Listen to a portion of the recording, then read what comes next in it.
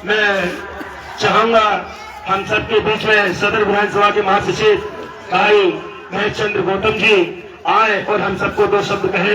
भाई महेश चंद्र गौतम जी सदर विधानसभा 97 के महासचिव जी हैं।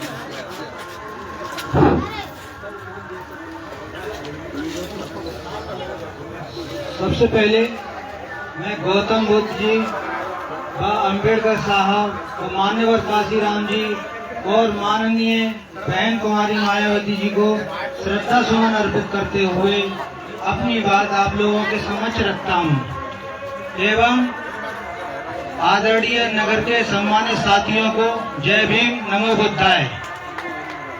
जैसा कि आप लोगों को अवगत होगा कि 7 फरवरी को बहन मायावती जी ने लखनऊ में एक बैठक बुलाई थी, जिस बैठक में जिला स्तरीय और विधानसभा स्तरीय कमेटियों को बुलाया था।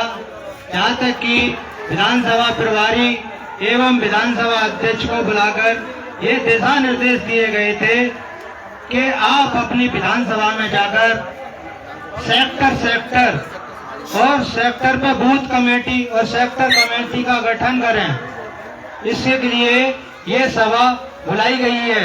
यहाँ सेक्टर कमेटी की समीक्षा का कार्य हो रहा है। आप लोगों को अवगत कराया जाए कि लगभग सारे शहर की सेक्टर कमेटियां लगभग बन चुकी हैं। थोड़ा बहुत काम अधूरा है, वो चल रहा है। कहते हैं जिसने बूथ जीत लिया उसने देश जीत लिया। हमें जरूरत है कि आज का युवा जो भटक रहा है इधर उधर दूसरी पार्टियों में जा रहा है, ये कहते हुए कि हमारी बहन जी तो कोई काम ही नहीं कर रही, घर से निकल नहीं रही, लेकिन पिछले अक्टूबर में जो बहन जी ने लखनऊ में रैली की थी उसमें उन्होंने साफ कहा था कि मेरे युवा साथियों, मैं पूरी जी जान झोंक दूंगी इसमें चुनाव में, आप लोग सब मिलकर मेरा साथ दें। तो हमें चाहिए कि अब आगे 2027 के लिए हम अपनी तैयारी कर लें। हमें अपना वोट बेकार नहीं करना, जैसा कि हमने पिछली लोकसभा चुनाव में दूसरे को बहकावे में आकर अपना वोट दूसरी पार्टियों को दे दिया था। वो वोट हमारा बेकार गया, कोई गिनती नहीं हुई, लेकिन उन लोगों को तो सीट मिल गई। वो लोग आज मलाई मार रहे हैं और हमारे वोट की कोई पहचान नहीं रही। एक तो हमने अपने के प्रति गद्दारी की, हमारी कोई मसीहा है, कोई हमारा सच्चा साथी है तो वो माननीय बहन कुमारी मायावती जी हैं। हमारा और कोई भला नहीं कर सकता, केवल बहन जी कर सकती हैं। तो हमें चाहिए कि 2027 में पूर्ण बहुमत की सरकार बना के हमें बहन जी को देनी है और 2027 में बहन जी को सीएम के पद पर देखना है। आज ये हम संकल्प लेते हैं। क्या आप मेरी बात से सहमत हो? सहमत है। और बहुत से लोग कहते हैं बहन जी ने हमारे समाज के लिए क्या किया, हमारे प्रदेश के लिए क्या किया। शायद उन्हें पता नहीं कि हमारी बहन जी ने इस उत्तर प्रदेश के लिए 7 मेडिकल कॉलेज बनाए, 100 ITI कॉलेज बनाए और 5000 प्राथमिक विद्यालय खुलवाए और 500 इंटरमीडिएट कॉलेज खुलवाए, स्कूल खुलवाए और 100 डिग्री कॉलेज खुलवाए। लेकिन मौजूदा सरकार क्या कर रही है? 2 लाख स्कूलों को खत्म करने व मर्ज करने का काम कर रही है। आज कंपोजिट दुकानें शराब की खुलवा रही है आज की सरकार। बताइए साथियों, आप लोगों को स्कूल चाहिए, कॉलेज चाहिए कि शराब की दुकान चाहिए? स्कूल और कॉलेज।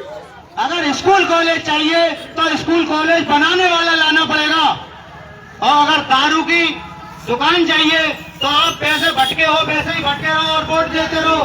तो आप कहाँ वोट देना चाहते हो भाइयों? शराब बेचने वाले को कि स्कूल बनवाने वाले को? आज जरूरत है हमको बहन जी की। बहन जी की इतनी जरूरत है कि हमारा समाज व सभी समाज SC, ST, OBC plus minority और सबको इतने अत्याचार सहने पड़ रहे हैं कि तुम जगह जगह देख रहे हो कहीं पर कोई OBC समाज का व्यक्ति अगर कथा वांचता है तो उसके ऊपर उसकी चुटिया काट दी जाती है, उसका पेशाब का छिड़काव किया जाता है। कहीं कोई दलित का बेटा रोहित वेमुला मार दिया जाता है, कहीं हाथरस में दलित की लड़की के साथ रेप कर दिया जाता है। आज वो रेपिस्ट उस पार्टी में घूम रहे हैं, उनको फांसी होनी चाहिए। भाजपा क्या करती है कि जैसे भ्रष्ट नेता है उनको अपनी पार्टी में लेकर उन्हें धोने का काम करती है। जो भ्रष्ट नेता भाजपा में पहुंचता है वो दूध का धुला हो जाता है, वो साधु बन जाता है। जो पार्टियों में से दूसरे में नेता तोड़ने का ये काम करती है, इसकी राजनीति है फूट डालो और राज करो। इसने हमारे सभी जातियों को बांट दिया है, एक दूसरे से इतनी नफरत पैदा कर दी है दिलों में कि एक दूसरे को देखना नहीं चाहता आदमी। तो भाइयों, सभी सर्व समाज से मैं गुजारिश करता हूं कि मिलकर साथ आए, क्योंकि सभी का हित SC, ST, OBC plus minority सबका हित केवल BSP में है और बहन जी इनका उद्धार कर सकती हैं। इसलिए मैं ये सभी समाज को इस सामाजिक मंच से कहना चाहता हूं कि 2027 में एक भारी बहुमत के साथ सब मिलकर एक भारी ताकत से एक मुश्त वोट बहन जी को दें, जिससे कि बहन जी की 2007 की तरह 2027 में स्पष्ट सरकार बने। स्पष्ट सरकार बनती है तो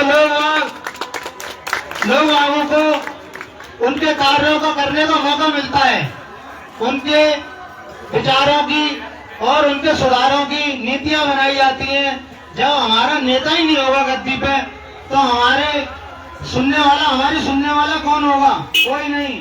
आज केवल हमें इस्तेमाल किया जाता है और हमारा वोट लेकर 5 साल के लिए हमें छोड़ दिया जाता है। तो हमें ये निश्चय करना है कि हमें क्या चाहिए। तरक्की चाहिए, अपने बच्चों के लिए अच्छा भविष्य चाहिए, कि उनके भविष्य से खिलवाड़ करने वाले नेताओं को हमें गद्दी देनी है। इसी के साथ मैं कहना चाहूंगा, और जितने भी सरकारी सेक्टर थे आज ये सरकार निजीकरण कर रही है, प्राइवेट कर रही है। इन्होंने एयरलाइंस को प्राइवेट कर दिया, रेलवे को प्राइवेट करने जा रही है। जब सरकारी सेक्टर खत्म हो जाएंगे तो हमारे दलित SC समाज के लिए जो रिजर्वेशन है वो ऑटोमेटिक खत्म हो जाएगा। तो अब क्या चाहते हो कि ये सारे सेक्टर प्राइवेट हो जाएं? हमें चाहिए कि ये सरकारी रहेंगे तो हमारे बच्चों को आगे चल के आरक्षण के आधार पर नौकरियां रहेंगी, नहीं तो सारी दौलत और सारी जमीन और सारे संसाधन इन्होंने अपने कब्जे में कर लिए हैं। बताओ, 15% 85% पर राज कर रहा है। 85% लोगों को ये समझ नहीं आता कि 85 ज्यादा होता है कि 80 ज्यादा होता है। 15% राज कर रहा है और 85% गुलामी कर रहा है। तो हम चाहते हैं कि 85% लोग जागृत हों और सभी लोग एक साथ मिलकर आए और बहन जी को जिताने का कार्य करें। इसी के साथ मैं अपनी वाणी को विराम देता हूँ। जय भीम, जय भारत, नमो बुद्धाय।